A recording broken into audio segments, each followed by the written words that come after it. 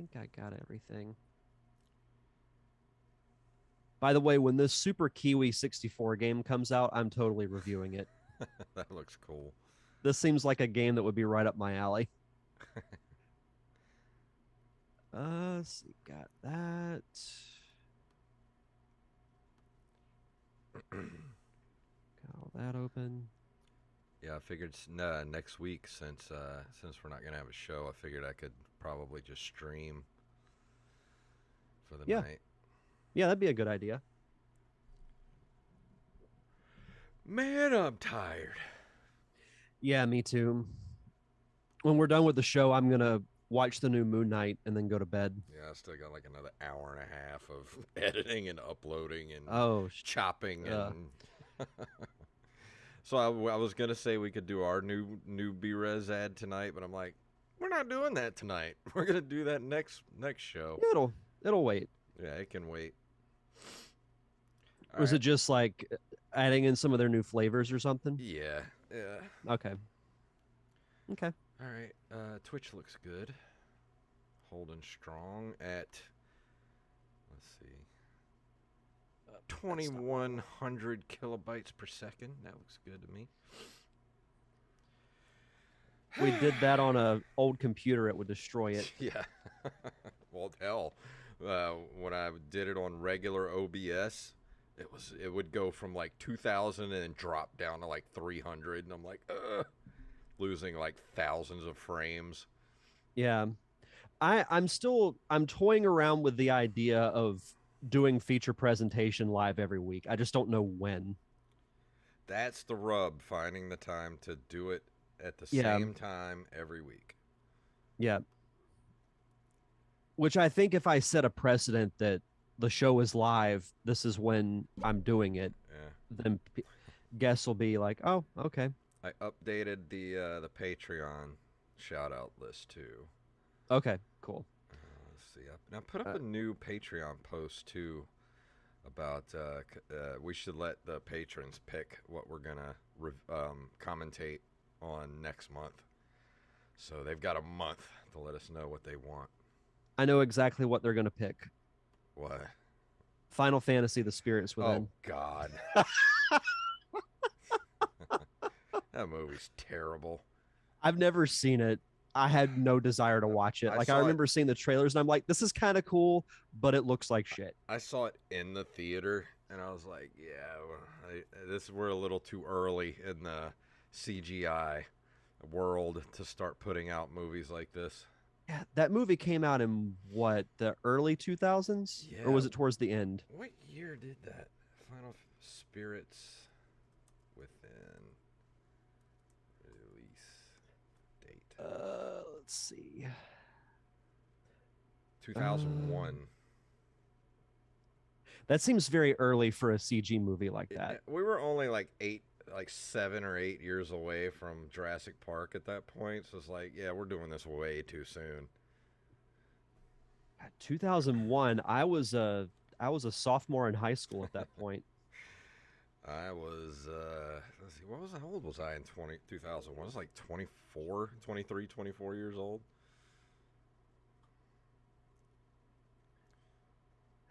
Still like hadn't graduated college yet. It's like that old lady from the Titanic. It's been 84 years.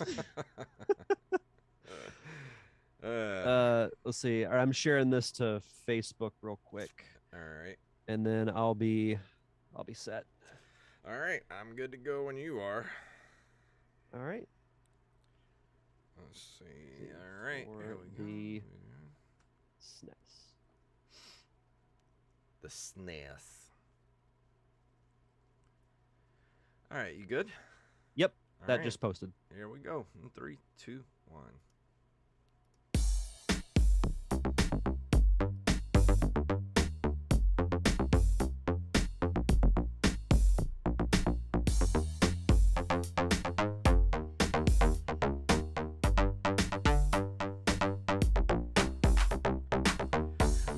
Programs and welcome back to the Nerd Cave Retro Show. My name is Jason Robbins. And my name is Derek Diamond. So it has been an epic week, and we were supposed to have a guest tonight, and we were going to do a top 5 list, but the guest had to back out at the last minute and reschedule for not next week, but the week after. So we rushed together. I wasn't planning on doing the review for this game until a couple of weeks from now, but I had to do a little rush job this weekend and review it as much of it as I play as much of it as I could. So I got as much of it in as I could. I feel like I can give a good enough review of the game tonight. So yeah. And that's always the drawback of booking a guest, is that sometimes last minute things can pop up and it's just out of your control. But as they have said in the business for many years, the show must go on. So of course. Yeah, but we've got some good stuff to talk about. We got some good news articles, some good gaming history and whatnot. So yes, we do. We'll have a fun show. You ready to jump into the news for this evening? Sure. All right, let's jump into it.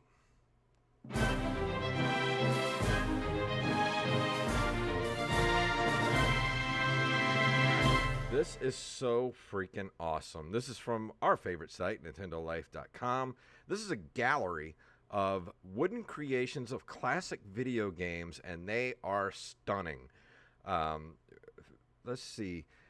A lot of readers would sooner go over for a boxed copy of a game rather than download it from the eShop, although digital gaming is on the rise. There's something special about displaying a game you love proudly on your shelf.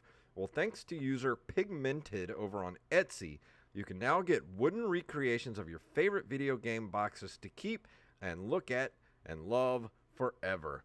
And you have to go look at this article for all the pictures that they have here.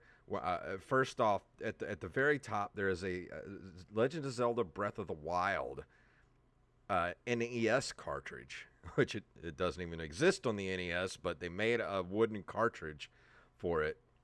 There's a Wind Waker cartridge for the GameCube. There's Super Mario Land for the Game Boy. I mean, they even have the very first issue of Nintendo Power recreated in a wooden block, and they are absolutely freaking gorgeous.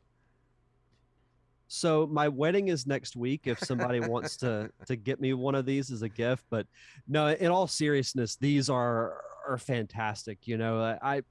I would love to have all of them. Yeah. But the ones that I'm immediately drawn to, the original Nintendo Power, I mean, it doesn't get much more iconic than that. That's a true piece of Nintendo history. But at the bottom of the article, they have a picture of the fighter menu from Smash Brothers Melee. The detail in it is just amazing. Mm-hmm. Yeah, like and these... it looks like you're looking at the menu. Oh yeah, and these aren't on the cheap side either. I mean, they're going to run you roughly anywhere from $80 to $150 for any of these, and I'll be honest, it's completely worth it. I'm going to get one of these at some point. I don't know when, but I'm going to get one for myself. I mean, I have to get a Super Mario Brothers 3. I mean, I'm sure there is one. I'm looking at the Etsy page right now, and there's dozens of pages here of different wood blocks.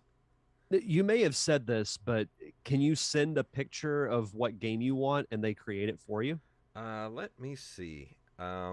Custom orders cartridges. Let's see.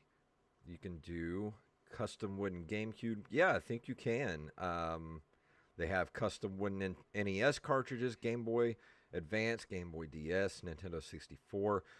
So I guess just let them know, pick which one you want, and then let them know what game you want to see on the actual cart, and they'll make it for you. I think I have to do a Link to the Past one. Oh, I would have to. That, Super Mario Brothers 3, Metroid, Castlevania, original Super Mario Brothers. We would both be broke. Yeah, after pretty much. Now, this article is absolutely worth going to look at just for the pictures alone. It's just absolutely unbelievable. I'm just saying, my birthday's coming up in May, so yeah, if anybody wants to buy me one of these. Yeah, exactly. Our next story comes to us from RetroDodo.com. Final Vendetta is a retro themed arcade fighter launching May of 2022.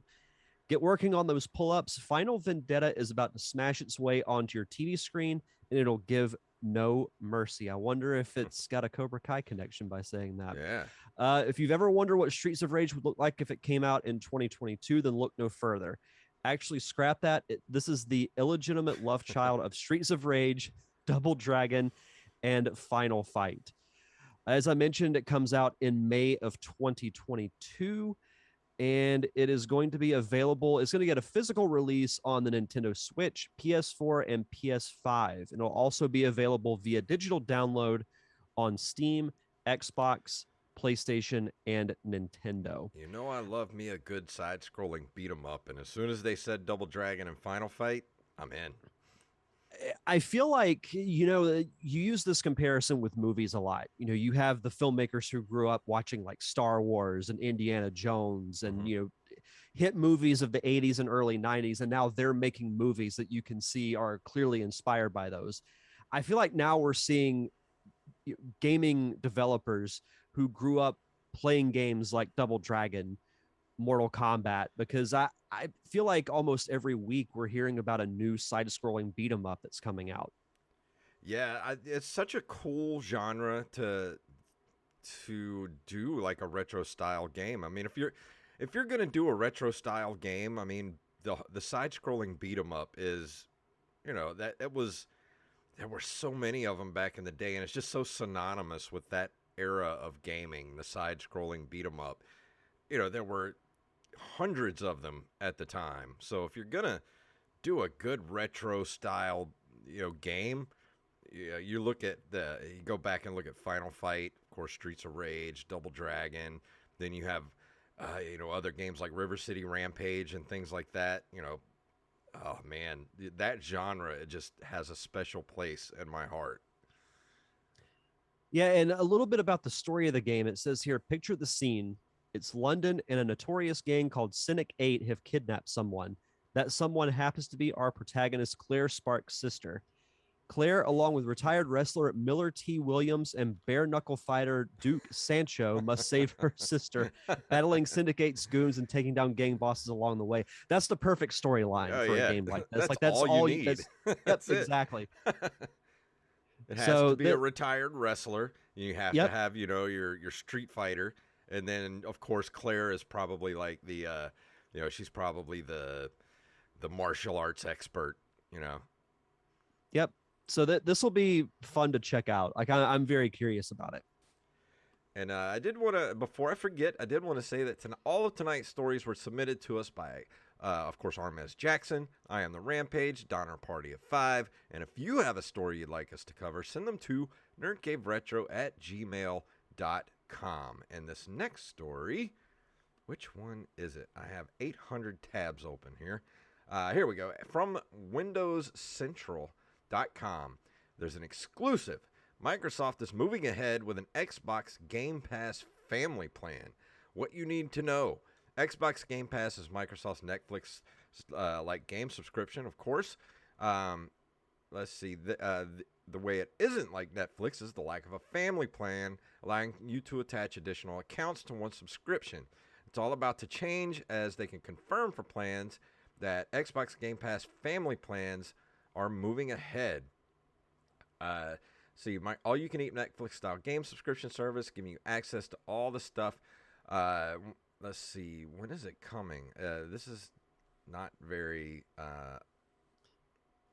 It says here... This is a long we're not exactly sure when all of this will be announced, but it does seem as though Microsoft is readying up to make this public in the relatively near future. So it doesn't give a definite release date, but I feel like Sony and Microsoft now are just trying to one up each other with these plans. Because like last week we talked about PlayStation, now we're talking about Xbox. But I mean, that's kind of the war that they're at. We've said in the past, Nintendo is just kind of doing their own thing. They're not really worried about Sony and Microsoft. It's those two that are really competing with each other. Here's what I was looking for right here. Let's see. From our information, paying on a higher tier for an Xbox Game Pass family plan will net access for 5 players for games across the entire library and will be far cheaper than paying for the 5 separate accounts as it is necessary today. Utilizing Microsoft's family account system already in use for Office 365, players within the same country will be able to play together using a single XGP subscription managed by a central account holder in much the same way as similar services. So, I mean, that makes sense. I can't believe they haven't done this before now. Yeah, same. Yeah, and this would be something I don't know. Like I'm in a different situation than some people are. Like I think the family plan is a good idea, and we've seen other businesses adopt, like restaurants do family meals. So Yeah. why not have, Microsoft or even Sony do a family plan? And if you have a friend or something that you say, hey, let's go in on a family plan and pay half and half, and even if you live across the Yeah. country from one another, you'll still be able to have access to the same account. Yeah, absolutely. I mean, I think it's a good idea. Yeah, I like it. It'll probably be a while before I get back into the Xbox ecosystem, unless I eventually just get an Xbox Series S or a PC. But that's not gonna happen anytime soon. Yeah, same. Our last story comes to us from NintendoEverything.com. Super Kiwi 64 revealed for the Switch. The Ciatro is back with another project inspired by the N64 era, as the developer today unveiled Super Kiwi 64, due out later this year on the Switch. The title is a 3D platformer complete with a graphical look inspired by the 90s. Much like some classics from the N64, there will be lots to collect. The game has players control Kiwi, who is capable of jumping, gliding, using a corkscrew attack, and sticking to walls in order to jump up almost every wall. Players are freely able to go through levels in any order, and it's not necessary to finish every stage in order to reach the ending. So you can see just from the screen cap alone that it has very much the same look as like a Banjo-Kazooie or a Conker's Bad Fur Day. So it looks like it fits right in with that era. I was telling Jason before we got on the air, I'm definitely going to get this because it seems like a game that would be right up my alley. So you'll get a Super Kiwi 64 review in the near future. Yeah, this I'm not a fan of this era of open world gaming, so I'll leave this one up to you. It doesn't age well, or it hasn't aged well, but at the same time, I also have a soft spot for it because this and the SNES were my like prime years of gaming when I was young. So Yeah, I'm a sucker for it. So I get it. I'm very intrigued by it. I mean, it looks fun. Don't get me wrong, but it just does. I hate that polygonal, like nothing's rendered. Everything just kind of looks like it's cut out of cardboard. That's why I would really love if one day Rare just drops a remastered version of like a Banjo-Kazooie with much better graphics. I know they did one for the 360 where the polygonal look, it was kind of smoothed out, but you could tell it was still from that N64 era. If they did like a full remaster, that would be great. They did it with Conker for the Xbox, where the graphics looked a lot smoother. Yeah, but I don't want to play new games in this graphical style. I don't like it. I don't like it at all. Well, I will take that hit for the show. I mean, I know people are going to yell at me because, everybody loves the Nintendo 64, but those games were ugly. And I'm not talking about just the Nintendo 64. I mean, the original PlayStation, like that 4 or 5 years of gaming where we were moving into the 3D worlds is just, it's not pretty at all. Like, give me pixel art any day. Well, and I think back then it was all we had, and we didn't know any better. We were just like, "Oh, games are in 3D now. This is awesome." It looks so real. Yeah, and then you go back now and you're like, "What the hell was I thinking?" This looks like somebody vomited on the screen. While I do have a soft spot for this era, I don't disagree with you in saying that it doesn't hold up well graphic wise. But we'll see how it is. Whatever floats your boat. If you want to play this, that's all you, my friend. Yeah. But coming up next, we're gonna head into this month in video game history.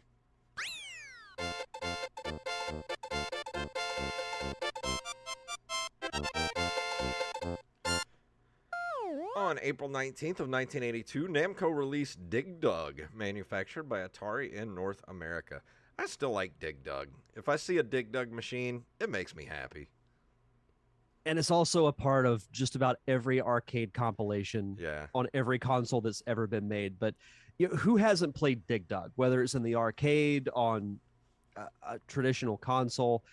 Everyone knows the premise of Dig Dug. I think everybody's at least tried playing it. And it's not my favorite arcade game, but I do respect it in its standing, as one of the more influential and more known arcade games of all time. Yeah, if you're gonna play Dig Dug, stick to the arcade or like one of the arcade classics games or something like that. Don't go to the home releases like the Atari or the Intellivision versions. Those were not good. We should review some Intellivision games at some point. I've thought about it, but I don't know if I can do it. I just don't know if I can do it. Do it for the people. What would we do though? I mean, those games. Oh, I have no so clue. 90% of those games happen in your head and not on the screen because you get these games with like awesome box art that just, like big metal flies and everything, and then you look on the game and it's like a dot on the screen moving around. Yeah, well, I'll have to look at the Intellivision library and see what they have. So maybe Intellivision month is not in our future, but I think we should do another theme month at some point. Yeah, we should, but I don't know if I want to do Atari stuff. No, we won't do Atari or Intellivision. April 21st of 1989, Nintendo releases Super Mario Land on the Game Boy, introducing Princess Daisy to the Mario series. One of my more recent proud moments of gaming. So I played Super Mario Land pretty regularly when I was younger, when the Game Boy first came out. But I could never beat this game. So I downloaded it on the 3DS and I was able to beat it. And at first I was so happy about it, but then I realized this game isn't that long. And I was actually close to beating it back when I was a kid. So I was like, I probably could have done this if I had just tried a little bit harder and stuck with it. But still, Super Mario Land was fun. Like the graphics are very primitive when you look at Mario Land 2, which came out a few years later. But it was early Game Boy days. So they were still trying to figure out what they could do. But Super Mario Land is still pretty fun. Yeah, I've never played it, but I did hear that it was a really short campaign for that game. Mm-hmm. Yeah, it is. But it's not terrible. I mean, it's a Mario game. So yeah, you know what you can get from those. In April of 1992, Paperboy 2 is released for the NES and Game Boy. I played the original Paperboy. I still love Paperboy for the arcade. The NES game, version is still really fun. I've never played Paperboy 2. I haven't either, and I see it in the retro gaming stores here in town pretty much every time I go in there. Yeah. So it's not that difficult to find. And part of me wants to play it, but then I'm like, do I really want to shell out the money for it? No. Yeah. I wonder why they haven't done an arcade 1-up Paperboy machine. That's a good question. Because that's a very specific, arcade game.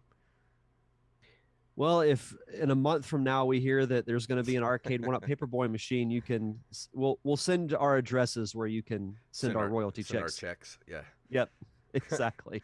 April 1996, Indiana Jones and His Desktop Adventures, something that I want to review for this show, is released for Windows and Mac. It's an adventure game developed by LucasArts and the popular Indiana Jones franchise, specifically to run in Windows. I do want to go back and play this game and review it. Might have to do that in the next couple of months if I can find it somewhere, because I've heard that this is a really fun game, and you know me, I love me some good point and click stuff, especially LucasArts. Well, I feel like we rarely ever review a computer game, especially ones like this. I know you've done a couple, but I don't think I have at all. So yeah, this would be fun to hear about. It might be something we need to go back and do because, like you said, I've done a few computer games that were from back in the 90s. Like we did Seventh Guest and Day of the Tentacle, things like that. But I would really love to go back and play some of these point and click LucasArts games, like the Monkey Island games and the Grim Fandango, all the games that I hear so much about but never played. Yeah, I'll have to do more research because I'm not nearly as familiar with those types of games, but I think it'd be great. Let's see. April 4th of 2000, Star Wars Episode 1 Racer is released for the Sega Dreamcast. And it came out for Windows and the N64 earlier than that. I had it for N64. Yeah, I did too. It was a fun game. Like I remember, the pod racing was obviously a big hit with everyone when the Phantom Menace came out. So the fact that this game was made was, it was kind of a no-brainer. Yeah, it's a pretty fun game, and you can still get it, I think, for the PS4. Maybe able to play it on the PS5 too, but you can get that game. I think they just did a remaster of it not too long ago. I think you can get it for pretty much everywhere. Yeah, I think so too. Yeah, it came out for the Switch and PS4 in June of 2020, and then the Xbox One in October of 2020. Yeah, even if you don't get the remaster, the original is still pretty good to play. Yeah. And last one here, we got April 8th, 2001. Dr. Mario 64 is released for the Nintendo 64. Much as I love Dr. Mario, I have never played the Nintendo 64 version of it. I was going to ask you that because I know you're a big fan of Dr. Mario. I've never played the N64 version. It's kind of crazy that this game came out near the end of the N64's lifespan. Like, I felt like this would have been, one of those games that came out within the first year of N64 being out. I still can't believe that they haven't made any new Dr. Mario games. Like this, especially with mobile gaming now, like this is the perfect game to put like on a mobile platform. Dr. Mario 99. Yeah, why not? I would play that. I would too. I love the 99 games. Take my money, Nintendo. Like it's sitting right there. Just give me what I want. Exactly. Before we go into our review tonight, of course, Derek has some shout-outs. Yep. As always, we'd like to shout out our awesome patrons over at patreon.com/nerdcaveretro. We want to shout out Tyler Watson, Axblade07, Daniel Salmon, Armez Jackson, Hand Solo, Carlos Longoria, a.k.a. Rampage, Steph Sargent Sketch, Gus and Penny, Matthew Salmon, Mike Eveland, and Mr. Brandon Rutledge. Thank you all so much for your continued contributions to the Nerd Cave Retro Show. We do want to give a little, I feel like this is our monthly PSA. For patrons, always check at the first of the month because sometimes your card will get declined. I know I have to check the shows that I'm subscribed to every month because my bank likes to do that for some reason. So just always make sure you check around the first of the month so you don't lose out on that bonus content. Yeah, we got a bunch of declines this month, and I'm like, it's that time again. Thanks, Patreon. Yeah, I don't know why that's still happening, but I truly think it's more of a bank issue than Patreon. Probably. So definitely, just remind yourself first of the month to check that out. Yeah, if you want to be a part of our awesome Patreon, we've done several commentary tracks in the past, like Batman the Animated Series. We've done full-length movies like Clue, Christmas Vacation, Super Mario Brothers. A lot of fun content we've got going on over at patreon.com/nerdcaveretro. I believe we have a poll up for our next commentary track. We're leaving it, this is very dangerous, we're leaving it up to them for what we're going to commentate next. Well, it's not a poll. It's just I put up a post on the Patreon. We're looking for, we want the patrons to pick what we're going to commentate on next month. So if you got an idea, something you've been wanting us to do, make your voice heard over on our Patreon and tell us what you want us to commentate on. Absolutely. And if you want to be a part of that, just head over to patreon.com/nerdcaveretro. And for new patrons, be sure to send us your social media, whether it's Twitter, Facebook, Instagram, or your email, so we can give you a proper shout out. And no, we're not going to watch Final Fantasy Spirits Within. It's not going to. Yeah, I brought that up because we know that's coming. We'll do it, but we won't like it. If we do, I'm drinking before we do it. And tonight I'll be talking about.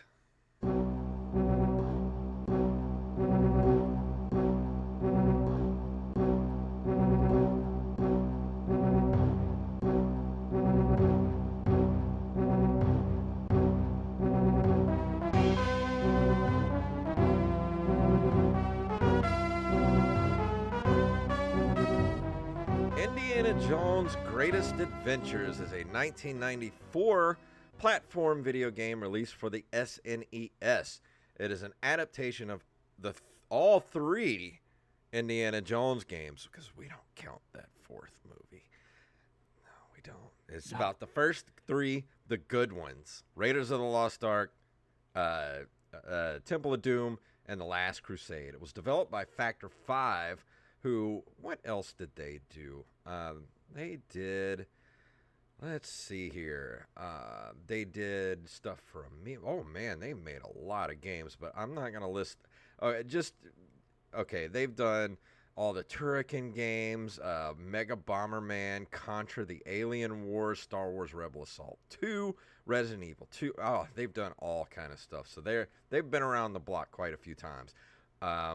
It was published by JVC Musical Industries, and it goes along with it's the same kind of gameplay and sounds and everything, because it was published by LucasArts, of course, and it's very much like the Super Star Wars games, Super Star Wars, Empire Strikes Back, very much like those, but I will say it's not quite as ludicrously hard as those games are.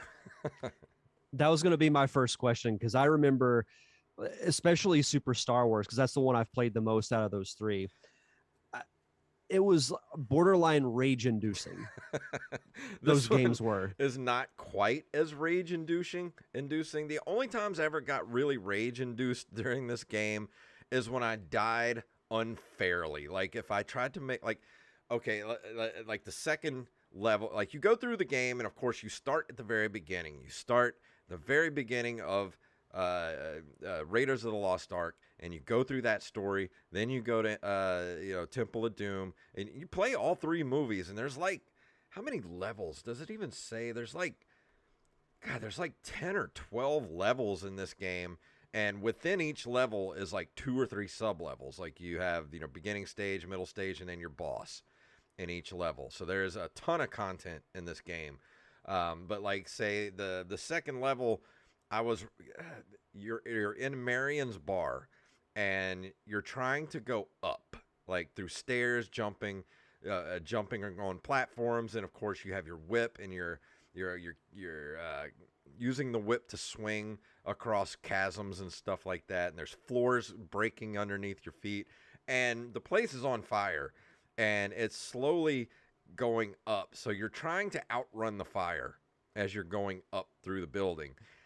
And I would try to make these ridiculously crazy jumps, and because I'm like, getting anxiety because the fire is getting higher and higher, and I would just not make the jump.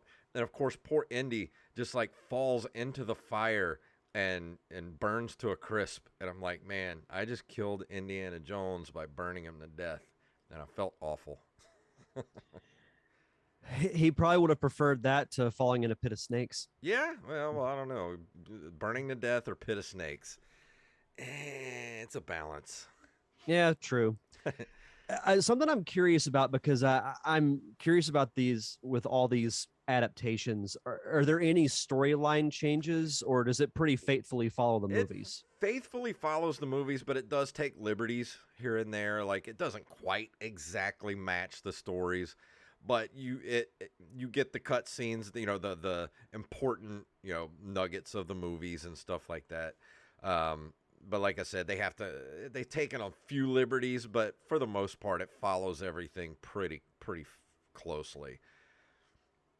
Yeah, that's pretty par for the course as far as most adaptations go. That they follow it for the most part, but you might see little tweaks, but nothing really major. Yeah.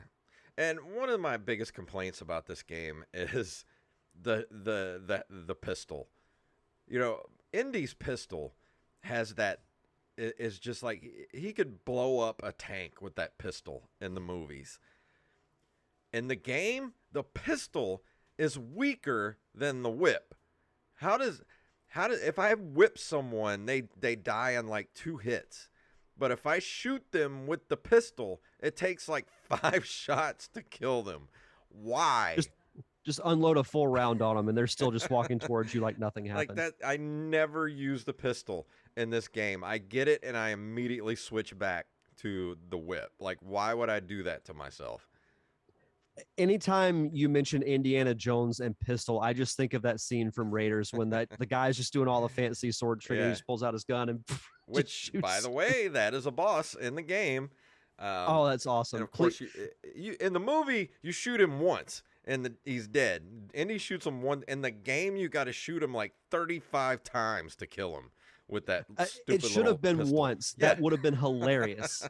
That would have been the best boss fight ever. Yeah, right. You just and he's Yeah. done. Like, why? Why would you make Indiana Jones pistol like the weakest thing in the game? Like, even if you just punch somebody, you can kill them in like 2 hits. But you try to shoot them with a gun, and it takes like 5 or 6 shots. Why? I mean, I get that his whip is the more iconic weapon because you think of Indiana Jones, you think of the whip. But Yeah. logistically, why? I don't know. But like I said, I never played this game before, and I don't know why. I just always thought Indiana Jones had very weak game adaptations. Before, what was the Xbox? It was the Indiana Jones and the Emperor's Tomb. Did you ever play that for the original Xbox? I did not, but I heard of it. It's very good. It's made by the same people that made the Buffy games, so it's that same game engine, same gameplay. Gorgeous game. Like, I loved that game so much. And but like I said, I never could, because okay, I'll say this. The Super Star Wars games were great, but they were hard, but they were playable and they were enjoyable because they at least followed the movies somewhat. But we had such a licensed games had such a bad reputation at this time that it was a gamble on whether or not you were going to get a good game or not. Even though this was made by Lucas or published by Lucasfilm, it was still a toss-up at the time whether or not you were going to get a good game from a licensed game. I still think of more bad licensed games than I do good. Exactly. I know it's much better, but even all these years later, I still think I can name off more bad ones than I can good ones. So I was gonna say, for every one good licensed game, like this game is great, but there are 25 others that are absolute shovelware, just absolute crap. They didn't care about it. They just wanted the name. They wanted to put something out to make a quick buck, and 9 times out of 10, it was a horrible game. I mean, look at everything LJN put out with their license stuff, like Jaws, and some of them were decent. Like, I won't say Friday the 13th is a bad game. I'm just saying they had a lot of good ideas that just weren't translatable to the technology at the time. But you look at games like Karate Kid and Back to the Future, like those games are terrible. Which is a shame because the movies are so good. Yeah, and it's not subjective that they're terrible. They're objectively terrible games. They're just bad. Yeah, you're absolutely right. But I will say with this game in particular, and I'll throw the Super Star Wars games in there too. When you put the LucasArts name with it, you know you're probably going to get at least a decent game. So, like they took pride in good work, and I've never played this game, but you know it graphically it looks similar to Super Star Wars. Yeah. The actual there's a screenshot on the Wikipedia page. The graphics, as well as the score and all the numbers and letters at the top.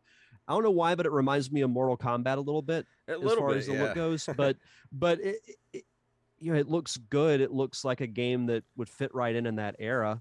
Yeah, it's and it the seems like it plays same. well. It's the exact same game engine as the Super Star Wars games. It plays exactly like those games, and that's one of the shining things about this game is not only does it look good, it plays good, but the controls are smooth as butter. I mean, they're as tight as you would want them to be for a Super Nintendo game and a platformer. Now, that being said, there are a lot of times in this game where there's some levels in this game where it's basically the only way to get through these levels is to just memorize. Like, take at the very beginning of the game, you go through the first level, and then for the second level, which is the quote unquote boss level, is the boulder to get out of the cave. Now, when you're running away from the boulder, you can't see what's coming in front of you because you're just hauling ass to get away from the boulder. Now you're running and things are coming out of the floor. You know, like stalactites are dropping on you, and you have to be able. You cannot make a mistake. You have to know when to jump, where to jump, what's going to come up out of the floor. Because if you make one mistake, you're dead. That's it. There's no getting around it, and you can't see what's coming. You just have to inch your way through the level bit by bit till you memorize the entire thing, and then you can get through it in one life. It's not hard to do, but you're going to waste about 6 or 7 lives just to memorize where everything is. And that's a bad thing because you only get 3 continues, and unless you play it on easy, you only get 3 lives per continue. So you're going to be doing what I did this past weekend and using a lot of cheat codes to see most of the game, which I will admit I cheated a lot and used a lot of cheat codes so I could see a lot of this game because it's challenging, but I wanted to see as much of this game as I could get in a short amount of time. And you can do that because the password system is relatively easy. It's just 4 Greek symbols in different orders. So you can go in Google, look up the cheat codes, and you can go to any level you want. And I would go to each level on easy and get 5 lives per continue instead of 3. Did you plug in your Game Genie? No, but if I had one, I would have. There is a lot of truth in what you said, and it makes me think of. I'll use Super Mario World as an example. You had to do that, and I know this is different because that's the beginning of the game, but you would have to do that a lot with those old platformers, is just stock up on lives. Because like in Super Mario World, I'll stock up to like 50 or 60 lives because I know I'm going to use a lot of them when I get to the last world because it's so considerably harder. So there was much more strategy, I think, in platforming games like that, especially when you can't see what's coming in front of you, is that you have to memorize the environment, like you said. I mean, for the most part, you can get through just the regular platforming levels with, just random enemies and all that. You can get through that without really having to memorize stuff. But for the parts with, with like the rolling boulder, or you go through later in the game and you have first-person perspective, not first-person, but like third-person behind Indy using the mode 7, where you're going through the mine car chase, and then later on in the game, there's you actually get to fly the biplane, on from Last Crusade. So it uses a lot of mode 7. In this game, but a lot of that is really it's just memorizing the level so that you can get through it without dying 50 times. You're selling me on this game, and I vaguely remember it when it came out because I knew about Super Star Wars, obviously, but I this one always like went right by me. Like I never really gave it much thought. Well, but it was late in the life of the Super Nintendo too. This came out October 11th, 1994. And it didn't come out till July 27th, 1995 in the EU. So, we're right on the cusp of the N64 at this point. So you're talking about, the Super Nintendo is 4 to 5 years old at this point at the end of its life. And you put out these games and they just kind of go unnoticed because somebody like me who had the Super Nintendo, when it came out, that got it for that Christmas in 1991, and I was 14 years old. By 1994, 95, I'm 17, 18 years old, about to go graduate high school. I'm not playing Super Nintendo that much, if at all, anymore. Which is unfortunate because I could say the same thing with the N64. There are some good games that come out near the end of the lifespan. It's just a shame that everyone's already, like by the time Conker's Bad Fur Day came out, everybody was focused on the GameCube. They're like, we're going to save up for the GameCube. We're not really worried about the N64 anymore. But it causes some of these games like that to just go unnoticed, which is a shame. I feel like if this had come out way earlier in the Super Nintendo life, this would have been a huge hit. Because you would have been closer to the time, because Last Crusade came out in what, 89? Mm-hmm. If you'd have put this out in, at 91 as like maybe a launch title for the Super Nintendo, like this would have done gangbusters. Mm-hmm. No, I totally agree. I was thinking within like 91 to 92. Yeah. Because the Indiana Jones name was still very relevant at the time. And I think, it probably did get helped by, at the time, there was the Indiana Jones, the Young Indiana Jones Adventures that was on TV at the time. But yeah, it wasn't in the cultural zeitgeist like it was throughout the 80s and early 90s. Because Last Crusade was such a great movie, to end on. And honestly, we didn't think we were going to get any more Indiana Jones after that. It was like, well, that 3 and done. And then they had the Young Indiana Jones Adventures on TV. It's like, and I don't think, I don't think Harrison Ford's ever going to don the hat again, which I wish he wouldn't have for that crap movie they put out in 2008. But well, he's getting another shot at it again. Yeah. But like I said, this is a good by 1994, you're 6 years removed from the last Indiana Jones movie. And even though this is a LucasArts title, I feel like it maybe just kind of got shafted by just being put out at a weird time. Yeah, I think so too. I really want to go back and play this just to get to the third movie, because like I do think Raiders is probably the best Indiana Jones movie. Yeah. But Last Crusade to me is the most fun movie, just for the sheer dynamic of Harrison Ford and Sean Connery. As much as I love Raiders of the Lost Ark and Temple of Doom, I really do feel like Last Crusade is my favorite of the Indiana Jones movies. Like, just as far as just absolute 100% turn your brain off and have fun movie. Yep. And it's damn near perfection, like just popcorn summer movie perfection. Well, it's one of those, when you think of summer blockbusters, one of the first movies I think of is Indiana Jones. Yeah. Because that's the type of movie you want to go see during the summer, is just a fun, like you said, kind of turn your brain off and just enjoy the ride. And there was something in this game that actually made me laugh out loud when I saw it. Is when you die, you go to the continue screen, and it's Sean Connery's face, and he's like giving this weird look, like that, and it's his voiceover goes, "I've lost him," and it just the look on his face, the picture that they put on the continue screen, just made me laugh as soon as I saw it. That's great. I'll have to look that up.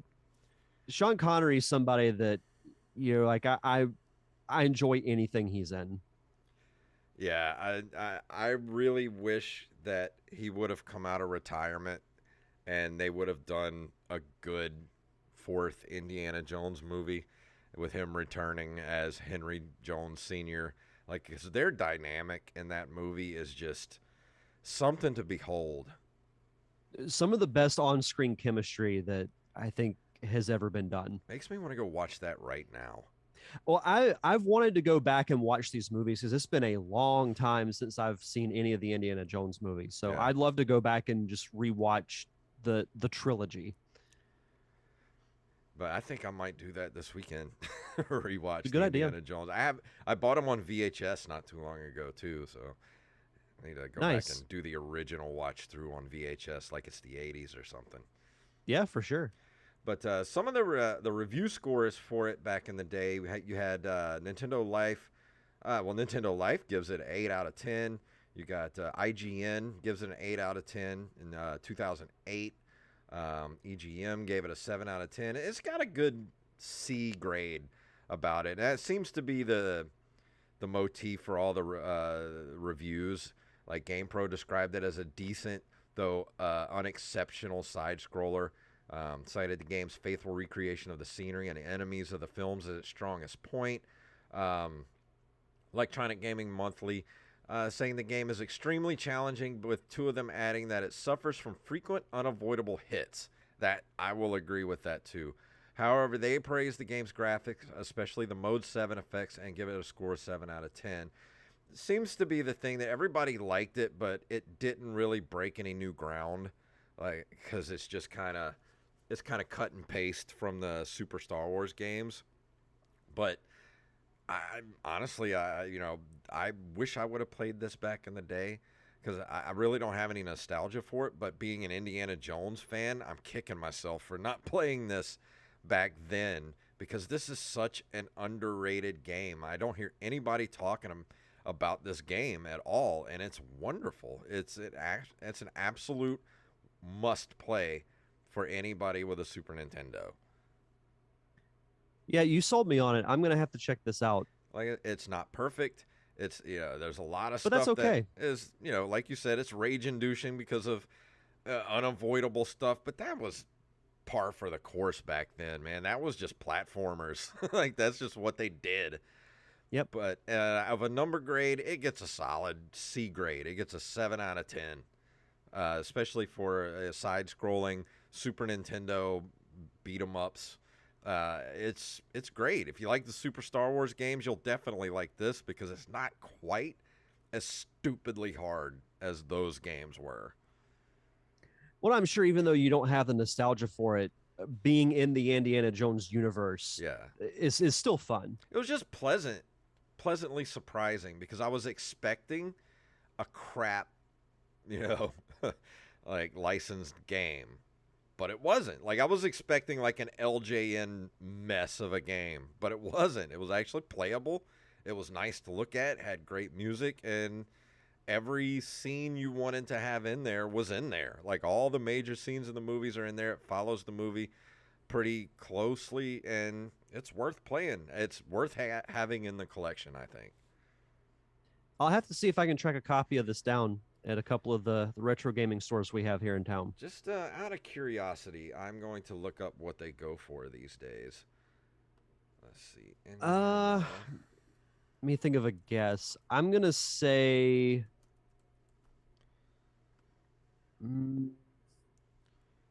25.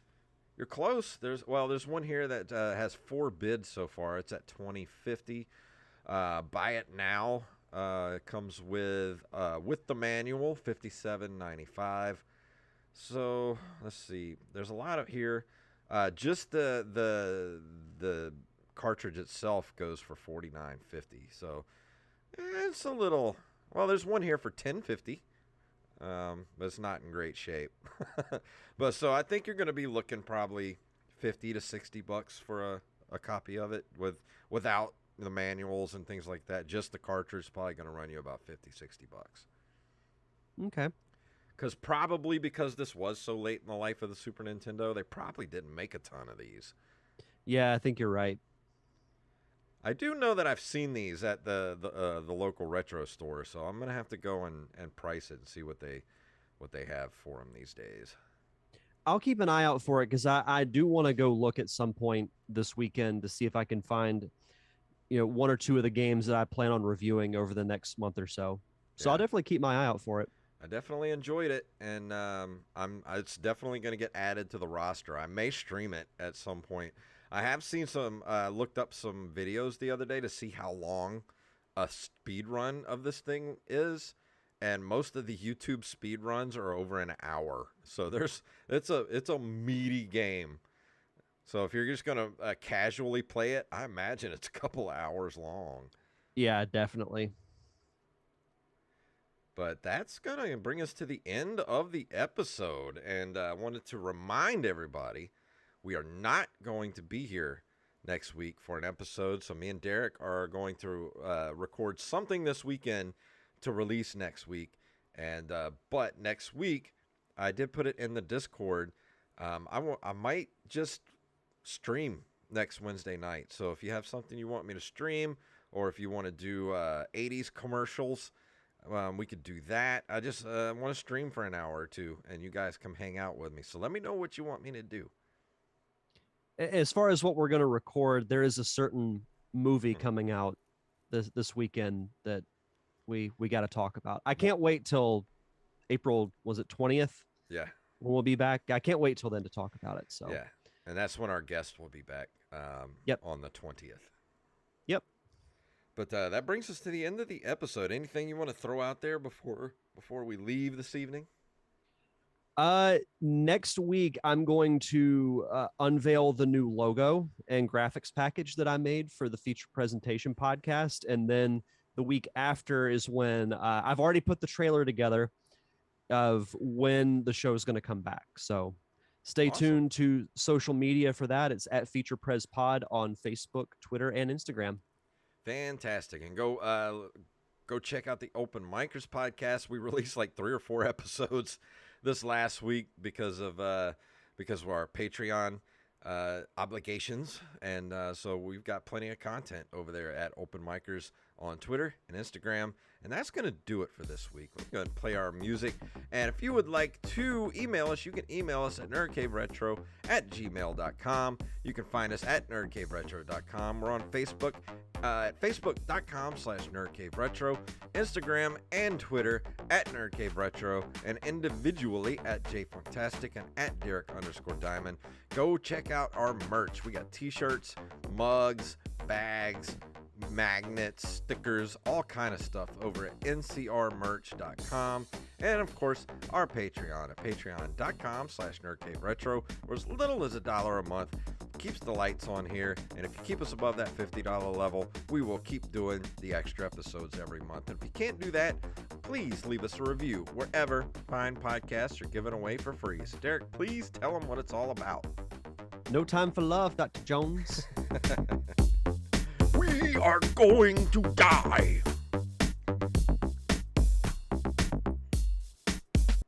Oh, a fellow chucker, eh? I'm going to go have to capture that from Indiana Jones. Yeah. We are going to die. Yeah, it was in my mind. I was like, indie quote, indie quote, indie quote. Yeah. Okay, I know it. No time, Dr. Jones, no time for love. Time for love. Oh, man, I want to go watch those right now. Oh, they're so good. All right, well, thank all you 3 of those guys movies are great. for watching, and we'll be back in a couple of weeks. So have a good evening.